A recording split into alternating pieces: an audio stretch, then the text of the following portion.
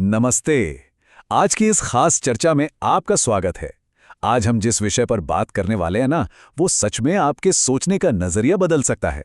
हम मानव मन और विचारों की ताकत से जुड़ी एक बहुत ही दिलचस्प कहानी पर गहराई से चर्चा करेंगे, जो आपको ये सोचने पर मजबूर कर देगी कि हमारे दिमाग के अंदर चल रही बातें असल में हमारी बाहरी दुनिया को कैसे आकार देती हैं।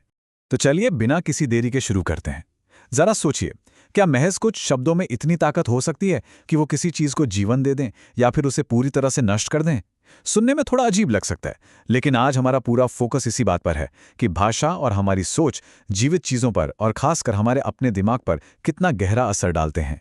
सबसे पहले बात करते हैं हमारी इस कहानी के मुख्य किरदार की और उसकी एक बहुत ही खास परेशानी की, यानी विवान की नकारात्मक सोच की। अब ये विवान नाम का लड़का पढ़ाई लिखाई में एकदम बढ़िया था, लेकिन उसकी एक बहुत बड़ी समस्या थी। उसका बेसिक नेचर यानी उसका स्वभाव ही पूरी तरह से नेगेटिव हो चुका था। यह बहुत ही ध्यान देने वाली बात है कि टैलेंटेड होने के बावजूद किसी भी नई सिचुएशन में उसका पहला रिएक्शन हमेशा सबसे बुरा होने की ही उम्मीद करना होता था। उसके मुंह से अक्सर ऐसे ही शब्द निकलते थे, अरे यार आज का दिन ही खराब है, या मैं तो पक्का फेल हो जाऊंगा, या फिर ये काम मुझसे तो बिल्कुल नहीं होने वाला। मतलब कोई भी नई सिचुएशन हो, ये छोटे छोटे निराशावादी वाक्य सिर्फ शब्द नहीं थे, बल्कि विवान की आदत बन चुके थे, और यही आदत उसे अंदर ही अंदर हार मानने पर मजबूर कर रही थी। और यहीं पर कहानी में एंट्री होती है दादी की और उनके एक बहुत ही अनोखे प्रयोग की।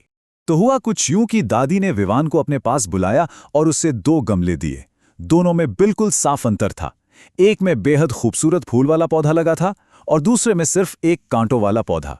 ये देखने में बहुत साधारण लग सकता है, लेकिन ये मानसिकता को समझने का एक बहुत बड़ा तरीका बनने वाला था। अब दादी ने विवान को कुछ बहुत ही दिलचस्प और सटीक निर्देश दिए।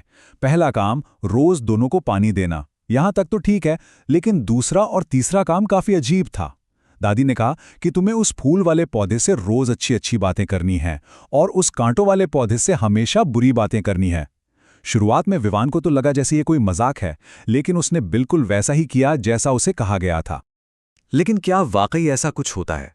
आइए देखते हैं इस प्रयोग में शब्दों का यह जादुई असर। प्रयोग शुरू हुआ। अब विवान के शब्दों का अंतर देखिए।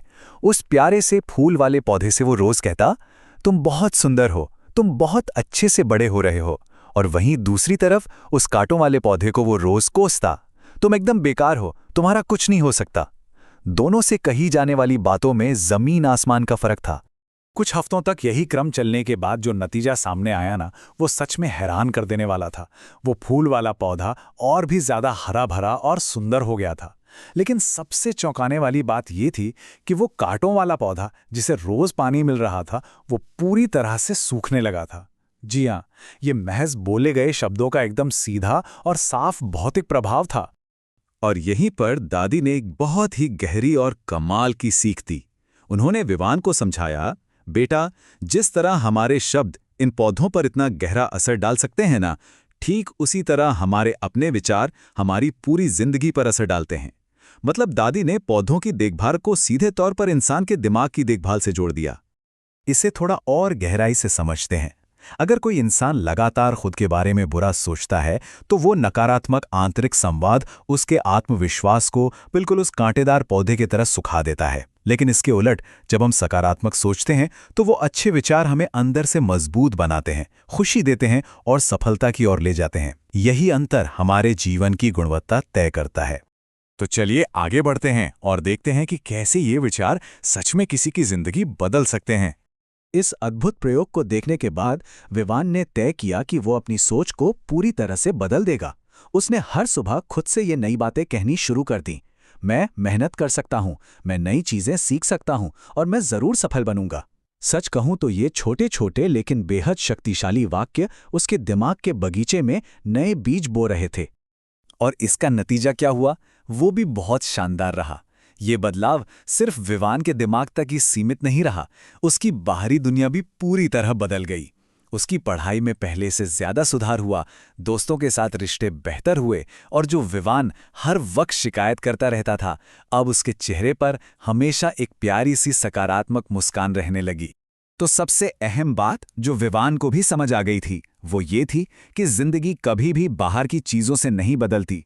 इसकी शुरुआत हमेशा हमारे विचारों से होती है, जैसा कि दादी ने कहा था।